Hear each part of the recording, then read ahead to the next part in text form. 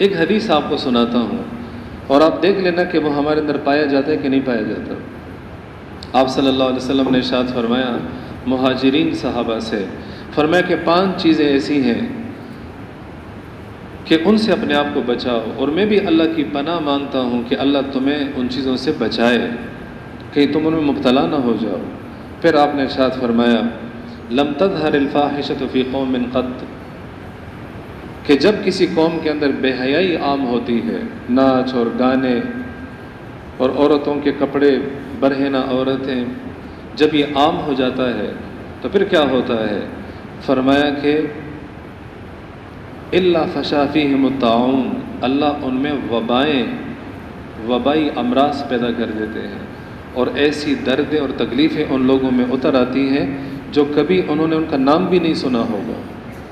یہ ہوا کہ نہیں ہوا؟ دوسری بات ارشاد فرمائی وَلَمْ يَمْنَعُوا زَكَاةَ أَمْوَالِهِمْ، اور جب یہ قوم زکوٰۃ دینا چھوڑ دیتی ہے اور اپنے مالوں میں سے غریبوں کا حق نہیں ادا کرتی، تو پھر اللہ تعالیٰ بارشوں کو روک لیتے ہیں، بارشیں نہیں ہوتی۔ اور فرمایا کہ اگر یہ جنگل میں جانور اور چوپائے نہ ہوتے تو اللہ آسمان سے ایک قطرہ بارش بھی نہ برساتا۔ تیسری چیز آپ نے ارشاد فرمائی وَلَمْ يَنْقُصُ الْمِكْيَالَ وَالْمِيزَانَ، کہ جب کوئی قوم ناپ تول میں کمی کرتی ہے، گز میں، میٹر میں ڈنڈی مارتے ہیں، کلو میں، سیر میں اور میٹر اور لیٹر میں، ایم ایل میں فرق کرتی ہے کوئی قوم ناپ تول میں، تو پھر کیا ہوتا ہے؟ فرمایا کہ پھر اللہ تعالیٰ قحط مسلط فرما دیتے ہیں، الا اخذوا بالسنین، اللہ قحط مسلط فرماتے ہیں، گندم غائب ہو جاتا ہے، کاد غائب ہو جاتا ہے، پیٹرول غائب ہو جاتا ہے، چینی غائب ہو جاتی ہے، 100 روپے والی چیز 500 روپے میں بھی نہیں ملتی۔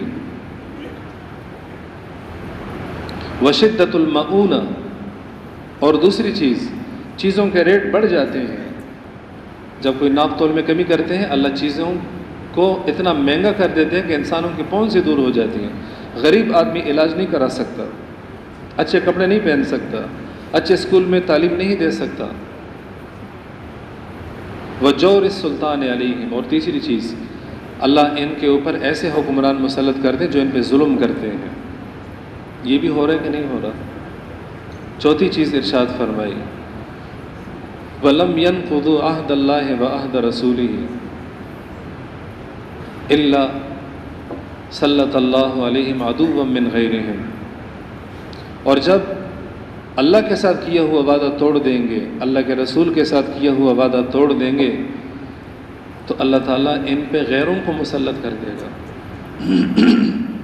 ہم نے اللہ کے ساتھ وعدہ نہیں کیا کہ ہم اس کلمے کے مطابق زندگی گزاریں گے اور دین کے مطابق زندگی گزاریں گے، کتنے ہیں جو اپنے فرض کے اوپر قائم ہیں اور کتنے ہیں جو اس میں کوتاہی کرتے ہیں۔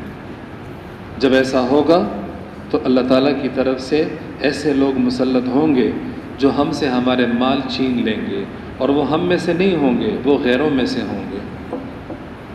اور پانچویں چیز ارشاد فرمائی وَلَمْ تَحْكُمْ أَئِمَّتُهُمْ بِكِتَابِ اللَّهِ، اور جب ان کے قاضی اور ان کے امام جب اللہ کی کتاب پہ فیصلہ نہیں کریں گے تو پھر اللہ تعالیٰ ان کو آپس میں لڑا دے گا، آپس میں ایک دوسرے کا خون بہائیں گے، بھائی بھائی کا دشمن ہو جائے گا، رشتہ دار ایک دوسرے کے خون کے پیاسے ہو جائیں گے، ایک دوسرے سے نفرت کرنے لگیں گے۔